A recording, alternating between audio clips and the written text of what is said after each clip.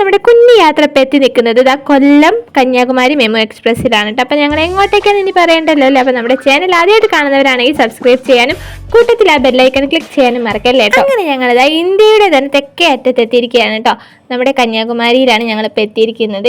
ഇതാണ് നമ്മുടെ Indian റെയിൽവേൻ്റെ end എന്ന് പറയുന്നത്. ഇവിടുന്ന് ഞങ്ങൾ ആദ്യം തന്നെ പോയത് വേറെ എങ്ങോട്ടല്ല കേട്ടോ, ഫുഡ് കഴിക്കാൻ വേണ്ടിയിട്ടാണ്. കാരണം ഞങ്ങൾ ഉച്ചയ്ക്ക് ഫുഡ് കഴിക്കാതെയാണ് ട്രെയിനിൽ കയറിയത്.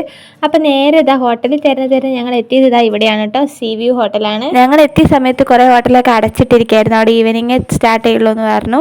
അങ്ങനെയാണ് ഞങ്ങൾ ഈ ഹോട്ടലിൽ എത്തിയത് കേട്ടോ. ഇവിടെ അടിപൊളി ഫുഡ്. ഇതാ ഹോട്ടലിലുള്ള വ്യൂ ആണ് കേട്ടോ. വിവേകാനന്ദ പാറയും തിരുവള്ളുവരുടെ സ്റ്റാറ്റ്യൂ ഒക്കെ നമുക്ക് ഇവിടെ തന്നെ കാണാം. ഇവിടെ ഞങ്ങൾ കുറച്ചധികം സമയം ചിലവഴിച്ചു കേട്ടോ. കാരണം റൂം എടുക്കാനുള്ള തിരക്കിലായിരുന്നു, എല്ലാവരും അങ്ങോട്ട് പോയി. അപ്പോൾ ഇതാ ഹോട്ടൽ ബാലാജിയിലാണ് ഞങ്ങൾ റൂം എടുത്തത് കേട്ടോ.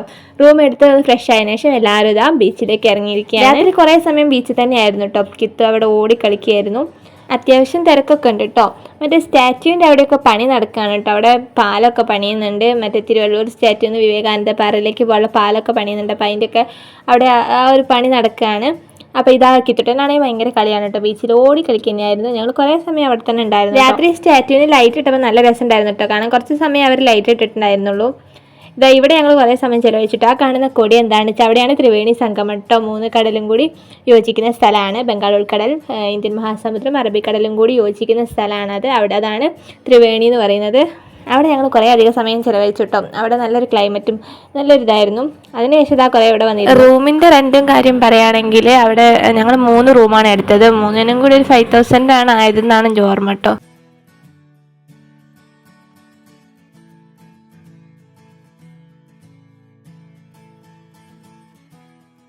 കുറച്ച് സമയം അവിടെയൊക്കെ ചുറ്റിക്കറങ്ങിയതിന് ശേഷം ഞങ്ങൾ നേരെ റൂമിലേക്ക് പോയിട്ടോ. ഞങ്ങൾ പർച്ചേസിങ് ഒന്നും ചെയ്തില്ലായിരുന്നു, ഒക്കെ നാളത്തേക്കായിരുന്നു വെച്ചത്. അത് നല്ല ഇതായിപ്പോയി. പിറ്റേന്ന് ഞങ്ങൾക്ക് തീരെ പർച്ചേസ് ചെയ്യാൻ പറ്റിയതേ ഇല്ല കേട്ടോ. അങ്ങനെ പിറ്റേന്ന് രാവിലെ തന്നെ നേരത്തെ എണീച്ചതാ ഞങ്ങൾ ഉദയം കാണാൻ പോവാണ്. ഞങ്ങൾക്ക് അസ്തമയം കാണാൻ പറ്റിയില്ല കേട്ടോ. അത് കഴിഞ്ഞിട്ടാണ് ഞങ്ങൾ അവിടെ എത്തിയത്. അപ്പോൾ ഉദയം കാണാമെന്ന് വിചാരിച്ച് രാവിലെ തന്നെ ഇറങ്ങി പുറപ്പെട്ടതാണ് കേട്ടോ. ഞങ്ങൾ എത്തിയപ്പോൾ തന്നെയുള്ള ക്ലൈമറ്റ് ഇങ്ങനെയായിരുന്നു കേട്ടോ. നല്ല രസമുണ്ടായിരുന്നു. അപ്പം എവിടെയാ എന്താണെന്നൊന്നും അറിയാത്തതുകൊണ്ട് ഞങ്ങളിങ്ങനെ എവിടുന്നാന്നുള്ള ഒരു അന്താളിപ്പിൽ നിൽക്കുകയായിരുന്നു കേട്ടോ. അപ്പോൾ അതാ നമ്മുടെ സൂര്യൻ ഉദിച്ച് വരുന്നത് കാണാം കേട്ടോ.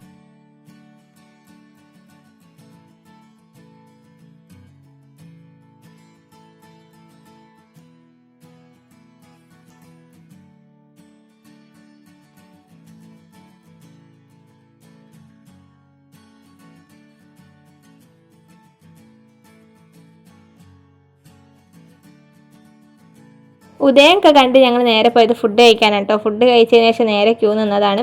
എനിക്ക് തോന്നുന്നു ഒരു 8:30 തന്ന ക്യൂ. ഞങ്ങൾ കയറിയത് തന്നെ ഒരു 11:30-12 മണിയൊക്കെ ആയിട്ടുണ്ടാകും.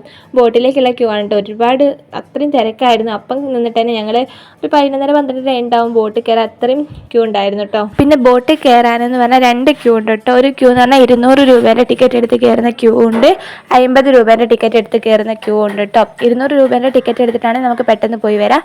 മറ്റേ 50 രൂപേൻ്റെ ടിക്കറ്റാണ് ഞങ്ങൾ എടുക്കാൻ നിൽക്കുന്നത് കേട്ടോ. അതാണ് ഞങ്ങൾ ഇത്ര ലേറ്റ് ആവുന്നത്.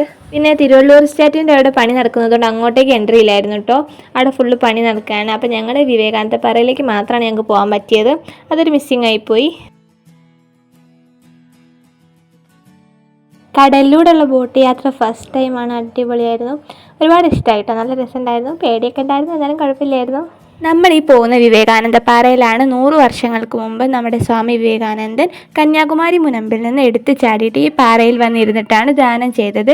ഡിസംബർ 23, 24, 25 തീയതികളിൽ നിന്നാണ് കേട്ടിരിക്കുന്നത് കേട്ടോ. ഞങ്ങൾ അവിടെ എത്തുന്നത് ഡിസംബർ 22-നാണ്. അങ്ങനെയാണ് ഈ പാറയ്ക്ക് വിവേകാനന്ദ പാറ എന്നുള്ള പേര് വന്നത് കേട്ടോ. ഇതാണ് കേട്ടോ വിവേകാനന്ദ പാറ. ഇവിടെ നമ്മൾ താഴെ ചെരുപ്പ് അയച്ചു വെച്ചിട്ട് വേണം മുകളിലേക്ക് കയറാൻ. ഇവിടെ ഒരു ചെറിയൊരു ടിക്കറ്റ് ഉണ്ട് കേട്ടോ. ആ ടിക്കറ്റ് എടുത്തിട്ട് വേണം നമ്മൾ പോവാൻ. നല്ല പൊരിഞ്ഞ വെയിലായിരുന്നു. പിന്നെ ഇവിടെ ഒരു വൈറ്റ് എന്താണെന്ന് എനിക്കറിയില്ല, അതുള്ളതുകൊണ്ട് അതിൻ്റെ മുകളിൽ കൂടെ നടക്കുമ്പോൾ മാത്രം പൊള്ളലറിയില്ല. പക്ഷേ വേറെ എവിടെ ചോട്ടിയാലും കാല് പുള്ളി പോവായിരുന്നു. അത്രയ്ക്ക് വെയിലായിരുന്നു കേട്ടോ.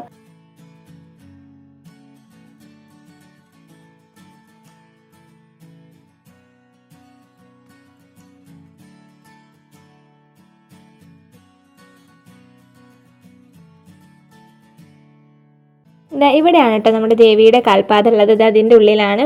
അപ്പോൾ ഇവിടെ ഒന്നും വീഡിയോ അലൗഡ് അല്ല, അതുകൊണ്ട് ഞാൻ ഉള്ളിലത്തെ വീഡിയോ ഒന്നും എടുത്തിട്ടില്ല കേട്ടോ. അപ്പോൾ ഇതിൻ്റെ ഉള്ളിലാണ് ദേവിയുടെ കാൽപ്പാദം ഉള്ളത്. ഇതാണ് കേട്ടോ നമ്മുടെ വിവേകാനന്ദൻ്റെ ഇത് പറയുന്നത്. ഈ മണ്ഡപം ഇരിക്കുന്ന സ്ഥലത്താണ് വിവേകാനന്ദൻ അന്ന് ധ്യാനം ചെയ്തിരുന്നത് കേട്ടോ. അതിൻ്റെ മുകളിൽ കയറിയുള്ള വ്യൂ ആണിത്. നല്ല അടിപൊളിയാണ് കേട്ടോ. നമുക്ക് 3 കടലും വേറെ വേറെ കളറായിട്ട് തന്നെ കാണാം കേട്ടോ. മറ്റേ നല്ലൊരു ഗ്രീൻ കളർ, നമ്മുടെ നാട്ടിലുള്ള കടലിൻ്റെ ഒരു കളറും, അങ്ങനെ 3 തരം കളറായിട്ട് തന്നെ കടൽ നമുക്ക് അവിടെ നിന്നാൽ കാണാം. അത് തന്നെ ഒരു നല്ലൊരു അത്ഭുതമായിട്ടാണ് തോന്നിയത്. അപ്പോൾ ഇതൊക്കെ കാണാൻ കഴിയുമെന്നൊന്നും വിചാരിച്ചില്ല. ഒരുപാട് സന്തോഷമാണ് തോന്നിയത് കേട്ടോ.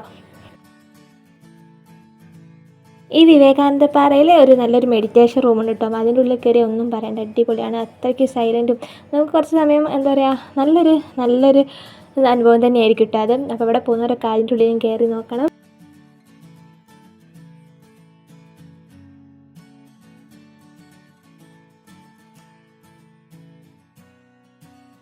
അങ്ങനെ ഇതാ ഇവിടുത്തെ കാഴ്ചകളൊക്കെ കണ്ട് ഞങ്ങൾ ഒരു 1 മണി 1:30 ഒക്കെ കഴിഞ്ഞിട്ടുണ്ടാവും ഞങ്ങൾ റൂമിലെത്തുമ്പോൾ. പിന്നെ പർച്ചേസിങ് ചെയ്യാനൊന്നും സമയം കിട്ടിയില്ല കേട്ടോ. ട്രെയിനിൻ്റെ സമയം ആവാനായതുകൊണ്ടും റൂം വെക്കേറ്റ് ചെയ്യേണ്ട സമയം ആയതുകൊണ്ട് ഞങ്ങൾ വേഗം ബാഗൊക്കെ എടുത്ത് പുറത്തിറങ്ങി നേരെ ഒരു ഹോട്ടലിൽ പോയി ഫുഡ് കഴിച്ചിട്ട് നേരെ റെയിൽവേ സ്റ്റേഷനിലേക്ക് വിട്ടതാണ് കേട്ടോ. കന്യാകുമാരിയിൽ നിന്ന് നമ്മൾ തിരുവനന്തപുരം സെൻട്രലിലേക്കുള്ള ട്രെയിനാണ് കയറിയത്. അവിടെ നിന്നാണ് കേട്ടോ നമ്മുടെ കോഴിക്കോട്ടേക്കുള്ള ട്രെയിൻ. അത് മലബാർ എക്സ്പ്രസ്സിലാണ് ഞങ്ങൾ തിരിച്ചു വന്നത് കേട്ടോ. അതൊരു ഈവനിങ് ഒരു 7 മണി ആ സമയത്താണെന്നാണ് എൻ്റെ ഓർമ്മ. തിരിച്ച് നമ്മൾ കോഴിക്കോട് എത്തിയൊരു 4:50 ഒരു സമയത്തായിരുന്നു. ഇതായിരുന്നു കേട്ടോ ഞങ്ങളുടെ കുഞ്ഞ് തിരുവനന്തപുരം കന്യാകുമാരി ട്രിപ്പ് എന്ന് പറയുന്നത്. അപ്പം നമുക്ക് തിരുവനന്തപുരം കൂടുതൽ എക്സ്പ്ലോർ ചെയ്യാനൊന്നും പറ്റിയില്ല. അപ്പം നമ്മൾ പോവുകയാണെങ്കിൽ കുറച്ച് ഡേയ്സ് അതിനായിട്ട് മാറ്റി വെച്ച് പോവുക. തിരുവനന്തപുരത്ത് തന്നെ 1-2 ദിവസം വെക്കുക, പിന്നെ കന്യാകുമാരി ഒരു ദിവസം. കന്യാകുമാരി അത്രയേ ഉള്ളൂ കാണാൻ. തിരുവനന്തപുരത്ത് എനിക്ക് തോന്നുന്നു കുറച്ചും കൂടി നമുക്ക് കാണാനൊക്കെ ഉണ്ടായിരുന്നു, പക്ഷെ ഒന്നും പറ്റിയില്ല. ആകെ ഒരു സൂ മാത്രമേ പോകാൻ പറ്റുള്ളൂ. അപ്പോൾ അതും കൂടി എല്ലാവരും നോക്കുക. അപ്പോൾ തിരുവനന്തപുരം കന്യാകുമാരി പോകുന്നവർ അതും കൂടി ഒന്ന് നോക്കിയിട്ട് നിങ്ങളും പോവാട്ടോ. അപ്പോൾ അത്രയേ ഉള്ളൂ. അപ്പോൾ നമ്മുടെ ഇന്നത്തെ ചെറിയൊരു കുഞ്ഞ് ട്രാവൽ വ്ലോഗ് ഇവിടെ അവസാനിക്കുകയാണ്. വീഡിയോ ഇഷ്ടപ്പെട്ടിട്ടുണ്ടെങ്കിൽ ലൈക്ക് ചെയ്യുക, ഷെയർ ചെയ്യുക, കമൻറ്റ് ചെയ്യുക. എന്തെങ്കിലും പറയാനൊക്കെ ഉണ്ടെങ്കിൽ കമൻറ്റ് ചെയ്തോളൂ കേട്ടോ. അപ്പം ബൈ.